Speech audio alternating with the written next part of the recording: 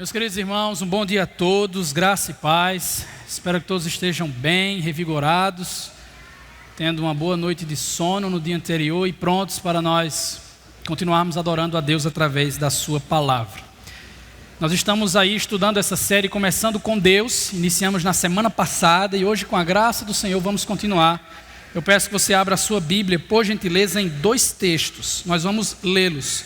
Mateus capítulo 6, versos 5 e 6, e depois Atos capítulo 12, versos 1 a 5. Repetindo, Mateus capítulo 6, versos 5 e 6, e Atos capítulo 12, versos 1 ao 5. Vamos abrir a palavra, preparar nosso coração para a leitura da mesma com reverência e santa expectativa.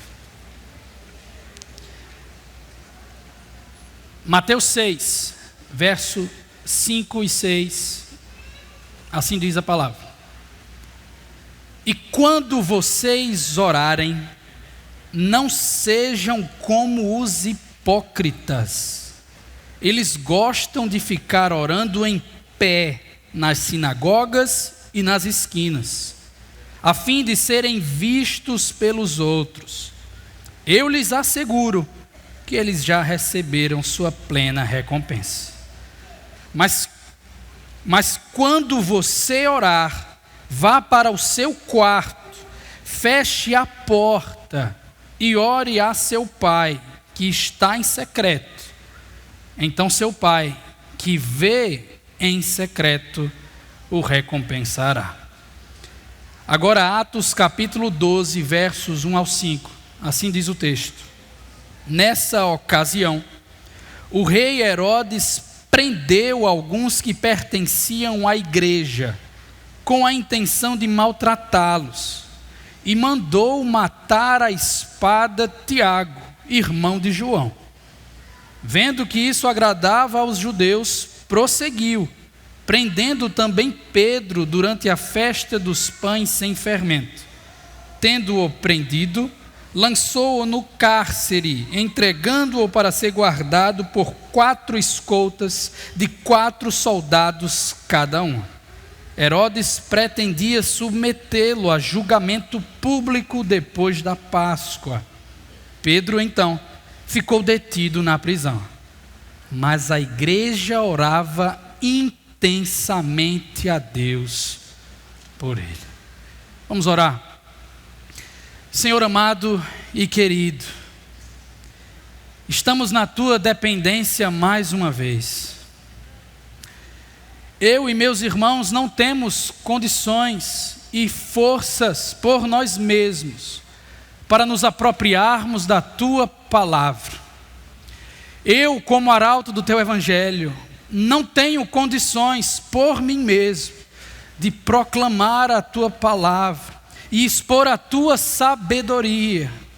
Por isso confessamos como igreja que cremos no Espírito Santo. Dependemos do Senhor, rogamos pelo teu auxílio e confiamos nos resultados que o Senhor separou para este dia, para a tua glória, para o nosso bem.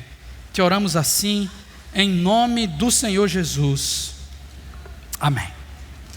Meus queridos irmãos, a minha esposa constantemente me fala que eu sou uma pessoa muito fácil de ser agradada, especialmente no quesito alimentação.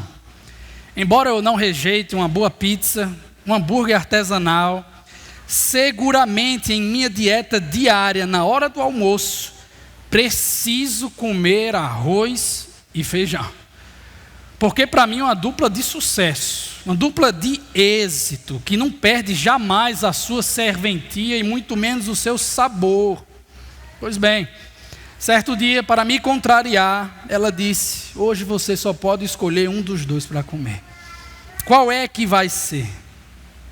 Fiquei em apuros, diante de tamanha maldade, pensando como é que alguém pode selecionar um em detrimento do outro.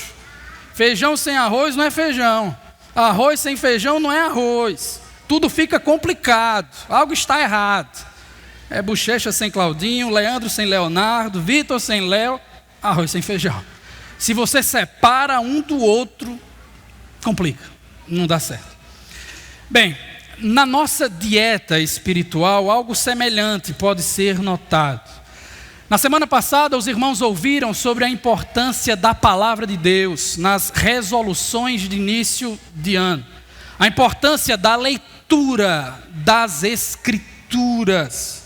Agora eu falarei um pouco mais sobre a oração. Certa vez perguntaram a um homem de Deus o que é mais importante, a leitura bíblica ou a oração? E ele retrucou, e alguém já roubou aqui a ilustração. O que é mais importante num pássaro? A sua asa direita ou a sua asa esquerda? Queridos irmãos, juntas a leitura bíblica e a oração formam uma dupla de êxito indescritível, incomparável, jamais perdendo a sua serventia, jamais perdendo o seu sabor. Agora, deixe-me dizer algo. Eu sei que existem crentes entre nós, muitos de nós talvez, que até leem a Bíblia, mas não conseguem orar. Não separam tempo para esse meio de graça precioso. Embora estejam comendo algo muito saboroso, talvez não percebam que há como tornar o prato ainda mais apetitoso. Porque o tempero da oração é determinante para a nossa espiritualidade. Trata-se de uma disciplina em forma de prece, que consiste na apresentação de 5 elementos inegociáveis: adoração, confissão de pecados, busca por perdão, agradecimento e petição. Tudo isso nos aproximando de Deus, promovendo relacionamento íntimo com o nosso Criador e Pai, através de Jesus Cristo. A propósito, foi para isso que nós fomos criados. Fomos criados para ter intimidade com Deus, para termos comunhão com o Deus Trino. Ele, em sua eterna sabedoria, se aproximou de nós, para que nós, em resposta, nos aproximássemos dele. E a oração capta um pouco dessa essência maravilhosa. É lamentável que algumas pessoas tentem limitar a oração a meros pedidos feitos. Outras tentando também limitar como se fosse algo relacionado apenas a agradecimento. Não, irmão. Oração é a respiração da alma. É o anseio do nosso espírito. É a alavanca que move o coração de Deus e nos ata, nos une a Ele. E nisso tudo que eu falei, eu quero chegar mesmo na seguinte declaração: o Deus da palavra, o Deus que se revela nas Escrituras, o Deus da fala, também é o Deus que quer ouvir. É o Deus que quer ouvir a oração do seu povo. É por essa razão que eu gostaria aqui de declarar de forma muito simples a resolução que precisamos fazer para este ano, que é começar o ano orando para a glória de Deus, para crescimento espiritual. A pergunta é: como é que nós fazemos isso? De que maneira nós devemos orar ao começar o ano? De forma bem básica, eu apresento 2 respostas através dos textos lidos. O primeiro deles, Mateus 6, versos 5 e 6. Preste atenção. Comece o ano orando em secreto. Vamos à palavra? Mateus capítulo 6, versos 5 e 6. Jesus está aqui pregando no seu famoso Sermão do Monte aos seus seguidores sobre a ética do reino. E ele diz, primeiras palavras: quando orardes, quando vocês orarem. Perceba, não é se, quando vocês orarem. Porque a oração é um componente esperado na vida do crente. É algo pressuposto na vida do cristão. Quando vocês orarem. Talvez os ouvintes originais de Jesus naquele momento associaram a palavra do Senhor aos momentos, às partes do dia em que eles oravam. Porque um bom judeu orava logo cedo de manhã, pela tarde e também ao pôr do sol. Mas Jesus não está preocupado aqui nesse momento com a forma ou com os momentos esperados de um judeu orar.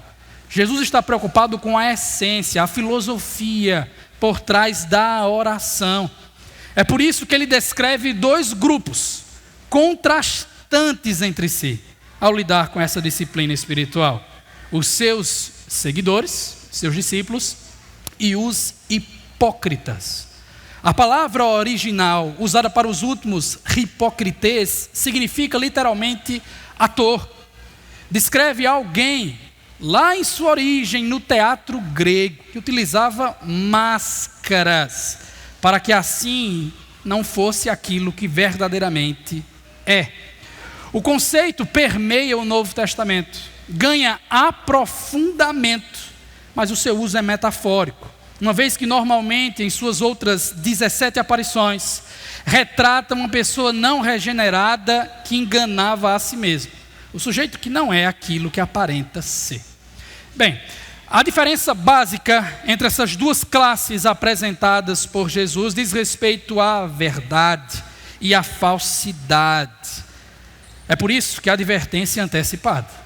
Quando vocês orarem, digo logo, não sejam como os hipócritas. Não sigam o seu testemunho. Não imitem a sua conduta. Quem são esses? Capítulo 5, verso número 20. Os fariseus e os mestres da lei.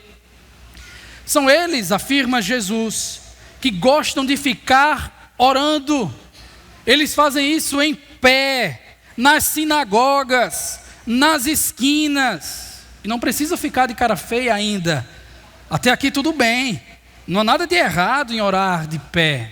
Essa era a posição costumeira dos judeus, inclusive. Eles também não estão necessariamente errados quando oravam nos cantos das praças, nas esquinas, ainda mesmo nas sinagogas, se a sua motivação fosse acabar com a segregação da religião, ou afirmar de forma contundente que a presença de Deus não se limitava a um lugar sagrado, mas que Deus estava presente no cotidiano da vida. Eles gostavam de orar. O problema, meus irmãos, é que eles assim performavam a fim de serem vistos pelos outros. Havia uma motivação ímpia no coração. Havia um desejo íntimo de serem reconhecidos, valorizados, admirados pelas multidões que os observavam. É por isso que Jesus toca na ferida da filosofia da oração, da essência da oração, quando destrinchou que esses hipócritas estavam buscando a recompensa dos homens. Por trás da piedade espreitava o orgulho. Por trás daquela máscara residia o homem comum, pecador, buscando aquilo que não lhe era devido. O que eles queriam mesmo eram os aplausos. E ironicamente, Jesus constata: eu lhes asseguro que eles já receberam sua plena recompensa. Tensionavam ser vistos? Queriam os aplausos? Pronto, já receberam a recompensa dos homens. Mas quando você orar, diz a palavra de Deus, número singular, não deixe de perceber a mudança do plural para o singular. Quando você, indivíduo, orar, vá para o seu quarto, feche a porta e ore a seu Pai que está em secreto. Individualmente, esse quarto representa a solitude, um lugar íntimo, recluso, sem janelas para que ninguém fique observando, sem distrações para que você não perca a concentração. É possível que a referência de Jesus seja de uma sala-depósito, onde na antiguidade grandes tesouros eram guardados. Portanto, se esse for o caso, uma implicação imaginativa é que grandes riquezas estão à espera daquele que vai orar.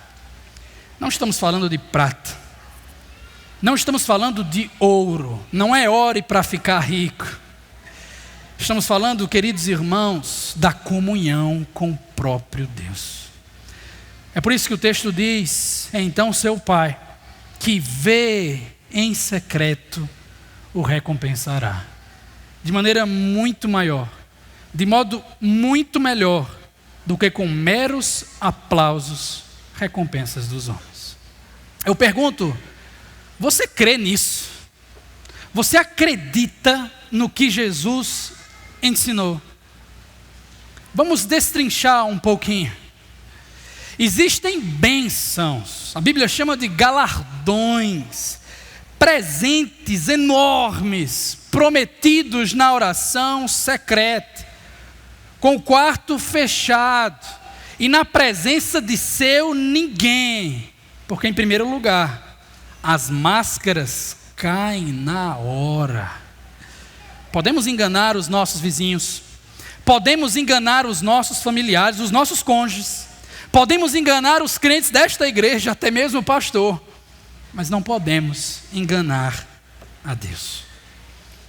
Eu concordo com John Owen, puritano do século 17, quando ele diz que o que somos na oração privada é o que somos na verdade e nada mais.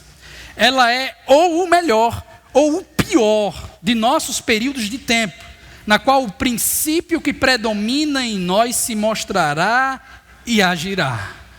Lá no quarto fechado, irmão, Deus não nos admira, nós admiramos a Deus. Com a porta trancada, meu querido, Deus não aplaude a nossa piedade, nós aplaudimos e glorificamos o Deus que é santo 3 vezes. Deus não se encanta com o nosso procedimento religioso, nós nos encantamos com o Senhor. No privado somos nós e Deus, Ele sabe quem nós somos, não precisamos enganar ninguém. Podemos abrir o nosso coração em secreto, podemos adorá-lo sem distrações, podemos confessar os nossos mais vis pecados, podemos suplicar conscientemente o perdão, agradecer pelo seu cuidado ininterrupto, podemos pedir por aquilo que realmente necessitamos. Deus quer que nós façamos isso, porque dessa forma estaríamos respondendo ao Deus que fala, e assim sendo recompensados com algo de muito mais valor do que os hipócritas, muito mais do que aplausos, muito mais do que valorização dos homens. Seríamos presenteados com o próprio Deus. Não é belo tudo isso? Não é atraente, desejável, irmãos? Por que será então que nós fugimos tão avidamente dessa experiência maravilhosa? Por que é que sucumbimos tão fácil às mais simples distrações do dia a dia? Por que é que nós evitamos a solitude? Ou quando a temos, por que será que preenchemos ela com qualquer outra coisa? Parece que o conhecimento dos privilégios e da recompensa da oração naufragou nas águas da mente, não desceu de fato como deveria ao nosso coração. Eu suspeito que isso ocorre porque nós não temos o Senhor em alta estima, ou pelo menos a ficha não caiu quanto ao grande, preciosíssimo valor da recompensa. Deixe-me colocar de modo mais claro: o grande prêmio, meu irmão, a grande recompensa, minha irmã, o grande benefício da oração é Deus. Spurgeon dizia que a oração é a chave que abre todo o tesouro de Deus. Tim Keller, por sua vez, contribui: o cerne da oração não é receber as coisas de Deus, é receber Deus. Não devemos apenas cultuar a Deus, irmãos, mas desfrutar do Senhor.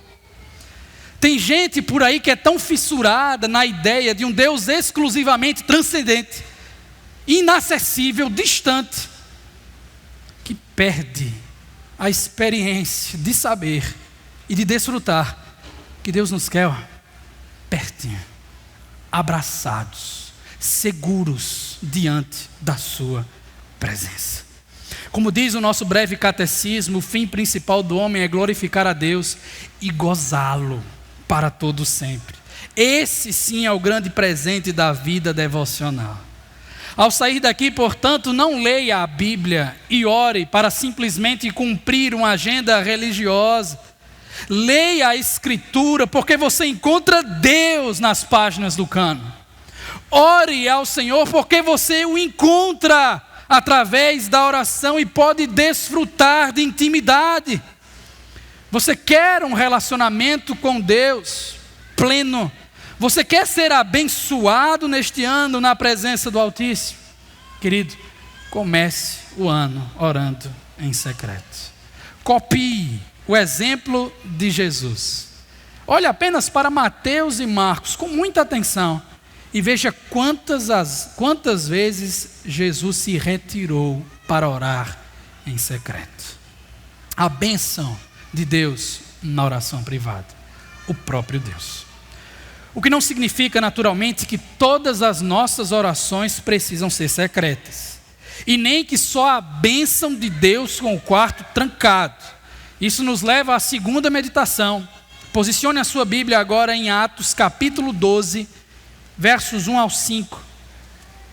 Se antes dissemos que é importante começar o ano orando em secreto, agora precisamos saber da importância de começar o ano orando em comunidade.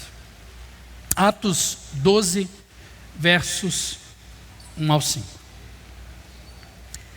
Nessa ocasião, diz o texto sagrado, isto é, ao mesmo tempo em que o evangelho florescia em território gentílico, isto é, não judeu, do outro lado, em Jerusalém, as coisas estavam pegando fogo. A perseguição dos judeus promoveu o primeiro mártir no capítulo 7, o grande Estevão, que morreu testemunhando do Senhor. Mas agora, à altura do capítulo 12, seriam as autoridades romanas que dariam continuidade ao martírio cristão. Lemos que o rei Herodes prendeu alguns que pertenciam à igreja com a intenção de maltratá-los. O sujeito, Herodes, era neto de Herodes o Grande, lá do começo do Evangelho de Lucas. Embora judeu, fora levado ainda em sua infância à capital do império, a Roma, para ser educado junto aos maiorais, aos prodígios daquele tempo. Foi lá que ele conheceu, inclusive, o seu grande amigo Calígula, futuro imperador, que mais à frente, no exercício do seu ofício, ano 37 depois de Cristo, o nomearia governante da Palestina. Só que há um detalhe. Esse Herodes aqui é muito diferente de Herodes o Grande.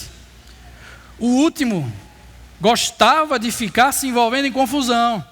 Ficava arrumando problema o tempo inteiro com o povo da Judéia. Mas esse Herodes, capítulo 12 de Atos, era completamente diferente. Historiadores antiquíssimos como Flávio Joséfo relataram que ele fazia todo o possível para bajular os judeus. Fazia tudo o que era necessário para conseguir o favor do povo da Judéia. E assim, vendo o rebuliço que estava acontecendo em Jerusalém, se solidarizou com os judeus. Também enxergou o cristianismo como uma seita e então decidiu encarcerar alguns crentes para torturá-los, fazendo de um apóstolo um exemplo. Verso 2: ele mandou matar a espada Tiago, irmão de João. Não confunda com Tiago, irmão de Jesus, autor de uma carta neotestamentária. Esse Tiago aqui era irmão de João.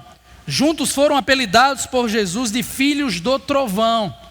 Agora, chama a atenção o modo como esse Tiago teve a sua vida tirada. Morrer à espada era algo muito peculiar, gente. Segundo a Mishnah, a tradição judaica, o objeto deveria ser usado apenas para liquidar assassinos e apóstatas. Foi assim que padeceu o servo do Senhor. Quem sabe pensando Herodes, agora eu estou destruindo a igreja. Ó, leve engano. Clemente de Alexandria, um pai da igreja do século II, escreveu sobre uma memória que chegou até seu tempo transmitida oralmente, que contava que a pessoa responsável por levar Tiago à presença da corte ficou tão comovida com a sua piedade que também se converteu. E os dois foram decapitados juntos.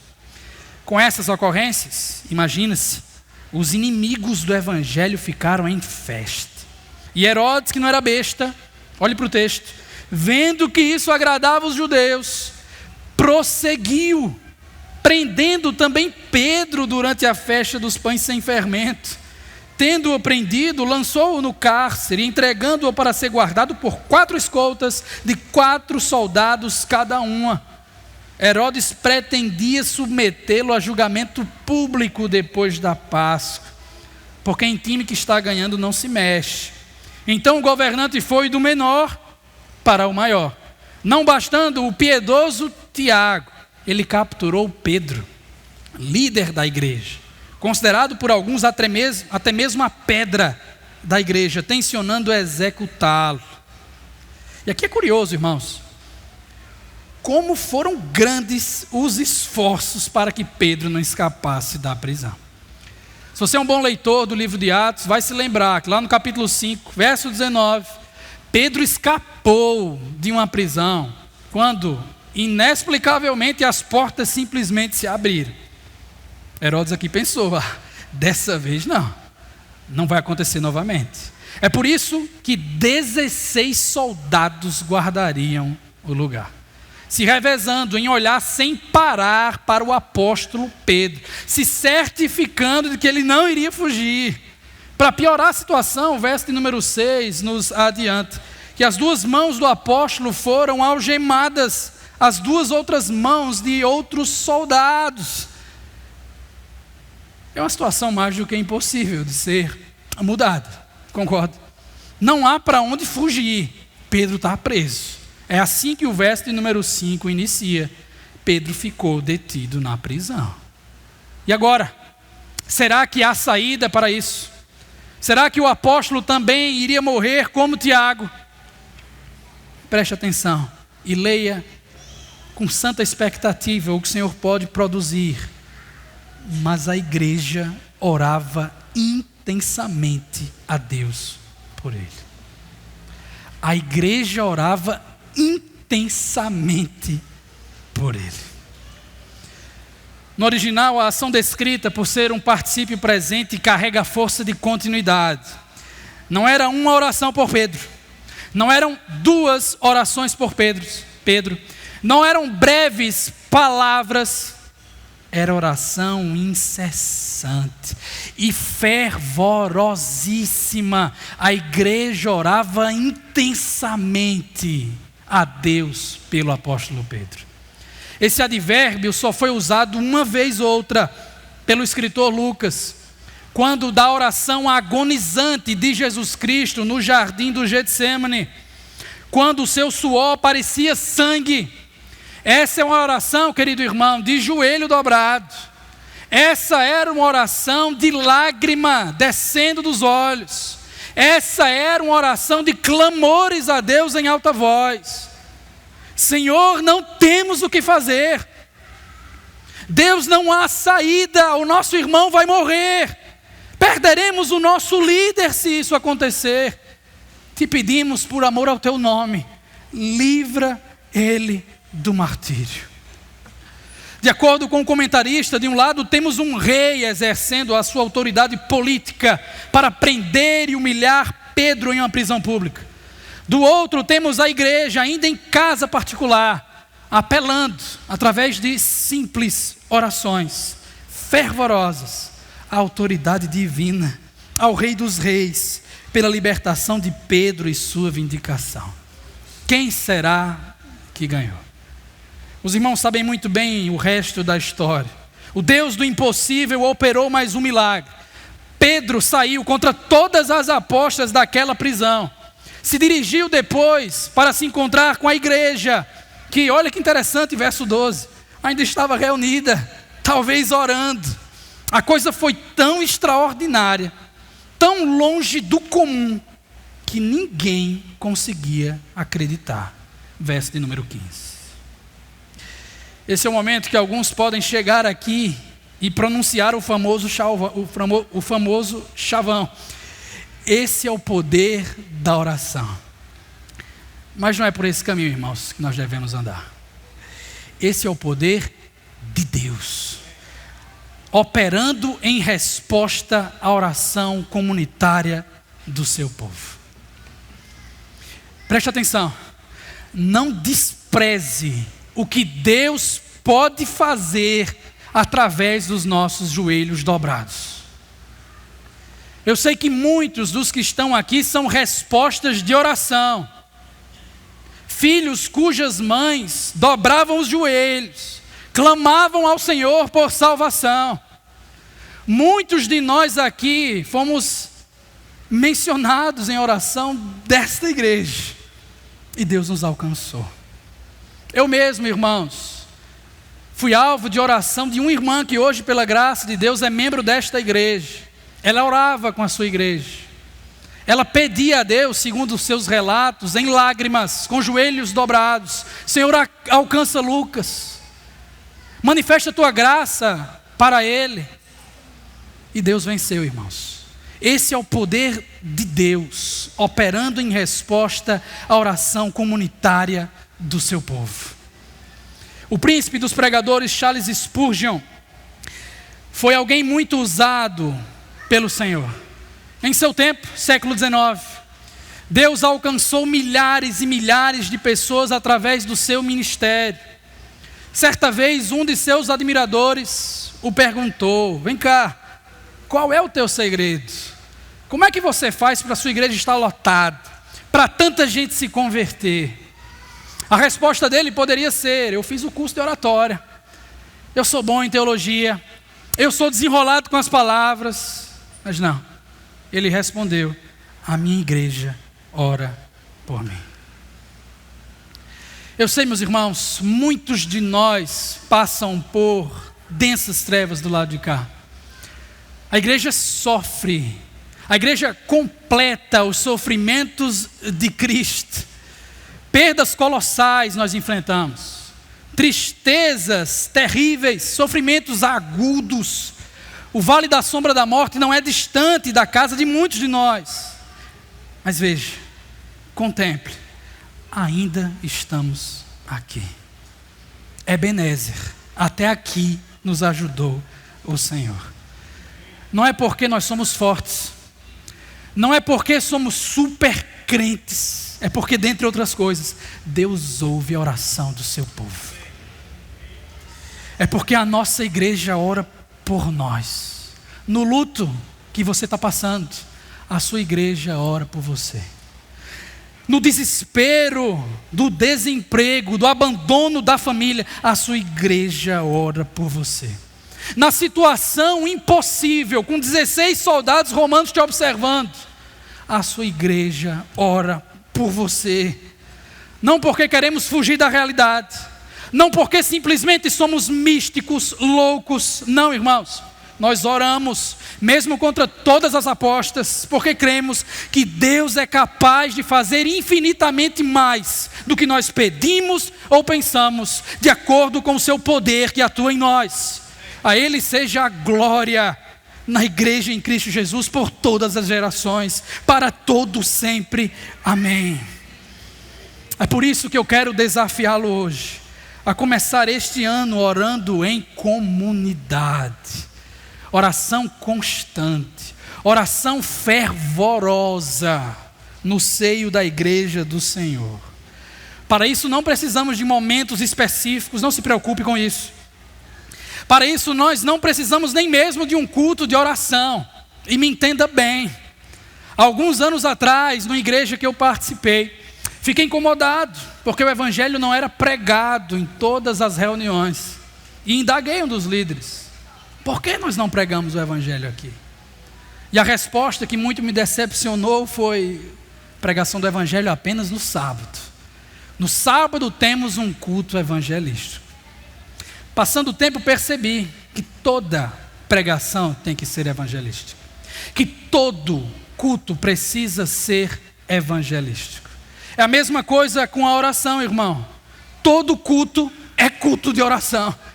Esse é um elemento inegociável na nossa liturgia, sempre presente desde o início da igreja até hoje. Nós oramos publicamente através do culto. Nós oramos de forma mais particular também nos encontros dos lares. Nos pequenos grupos, são ocasiões para a oração. Oramos em conjunto, aqui para invocar a presença de Deus. Oramos com nosso amigo do discipulado, pedindo por avivamento.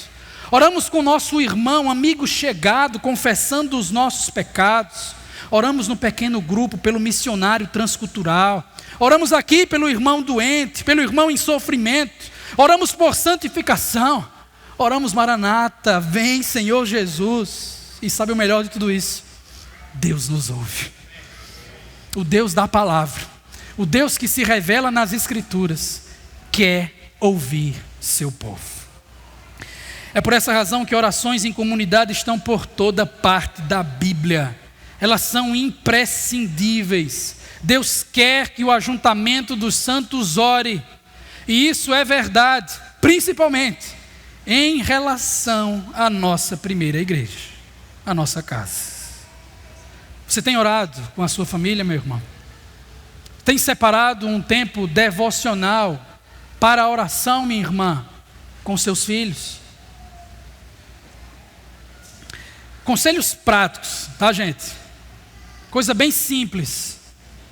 Torne isso regular. Contra a sua vontade, se assim for necessário. Incentive a brevidade, incentive o foco, para que com o tempo investido no momento devocional não hajam distrações. Ninguém fique preocupado em dar um estudo muito acadêmico. Leia a palavra de Deus. Ore em resposta à palavra de Deus. Escute o que os seus irmãos ao seu redor estão enfrentando. Tome nota de suas necessidades e apresente tudo isso diante de Deus, de forma bem simples. Assim o seu ministério será frutífero. Assim a unidade cristã será realçada. Resolva, meu irmão, começar o ano orando para a glória de Deus e para o bem do seu coração. Amém. Naquele dia eu recebi a incumbência de escolher entre o arroz e o feijão. Que tormento. Quando estava prestes a dar a minha resposta, minha esposa me acalmou. Fique tranquilo, é brincadeira. Eu sei que se um dos dois faltarem, o seu dia fica todo desordenado. Não é a mesma coisa, irmãos, em relação à nossa dieta espiritual. Se lemos a Bíblia e negligenciamos a oração, a vida não desanda rapidamente.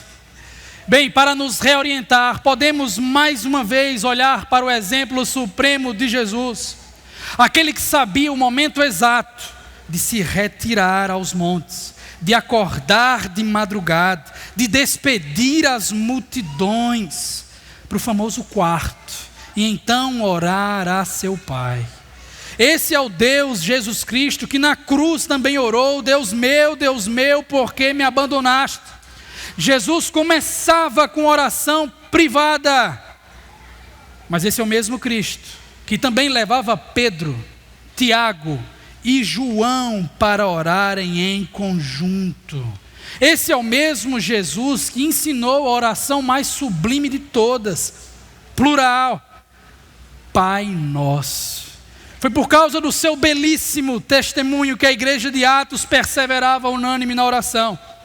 Foi por causa do seu exemplo que a igreja orava diante das lutas, orava na eleição de oficiais, orava no envio de missionários. Porque Jesus, sim, irmãos, performa o exemplo que nós devemos seguir. Porém, ele é mais do que um exemplo. Jesus é o nosso Salvador. Esse é o Jesus, sumo sacerdote por excelência. João capítulo 17, que orou por nós pedindo: Pai, protege os que me deste. E para nos proteger, irmãos, Deus abandonou o seu próprio Filho. Deus se aproximou de nós, sacrificando Jesus não à espada, mas à cruz na Páscoa, para que assim nós pudéssemos responder a Ele, nos aproximando dEle e orando dentre outras coisas, agradecendo pela sua graça infalível. Jesus subiu aos céus e os seus discípulos, aprendizes do mestre, começaram a igreja orando. Isso tem muito a nos ensinar e é precisamente isso que nós devemos fazer. Vamos fazer isso agora? Baixe sua cabeça, feche os seus olhos, responda ao Deus da palavra que quer ouvir o seu povo.